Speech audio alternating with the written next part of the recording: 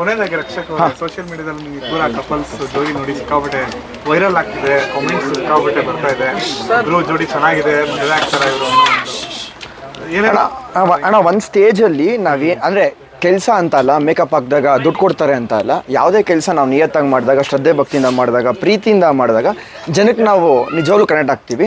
ಅದು ಈ ಶೋನಲ್ಲಿ ರಕ್ಷಕ್ನ ಒರಿಜಿನಲ್ ಕ್ಯಾರೆಕ್ಟರ್ ಏನು, ರಕ್ಷಕ್ ಹೇಗಿರ್ತಾನೆ, ಹೇಗೆ ಮಾತಾಡ್ತಾನೆ, ಪ್ರತಿಯೊಂದು ಈ ಜನಕ್ಕೆ ಗೊತ್ತಾಗಿದೆ. ಅದಕ್ಕೋಸ್ಕರ ನಾನು ಯಾವತ್ತೂ ಏನೇ ಕೆಲಸ ಮಾಡಿದ್ರು ಮನಸಾರೆ ಮಾಡ್ತೀನಿ, ಖುಷಿಯಿಂದ ಮಾಡ್ತೀನಿ.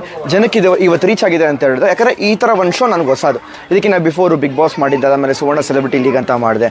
ಅಲ್ಲೆಲ್ಲ ಒಂದು ಸೋಲೋ ಆಗಿ ನಿಂತ್ಕೊಂಡು ಆಡೋವಂಥ ಆಟ. ಇಲ್ಲಿ ಕಪಲ್ಸ್ ಆಗಿ ನಿಂತ್ಕೊಂಡು ರಕ್ಷಕ್ ಹೇಗಿರ್ತಾನೆ, ಹೇಗೆ ಮಾತಾಡ್ತಾನೆ, ಅವ್ರನ್ನ ಯಾವ ಥರ ನೋಡ್ಕೊತಾನೆ ಅನ್ನೋದು ಒಂದು ಶೋ ಇದು ಕಾನ್ಸೆಪ್ಟು. ಅದಕ್ಕೋಸ್ಕರ ಎಲ್ರಿಗೂ ಇಷ್ಟ ಆಗಿದೆ. ಅದಕ್ಕೆ ಥ್ಯಾಂಕ್ ಯು ಸೊ ಮಚ್. ನಿಮ್ಮೆಲ್ಲರ ಪ್ರೀತಿ ಅಭಿಮಾನ ಇದೇ ರೀತಿ ಇರಲಿ.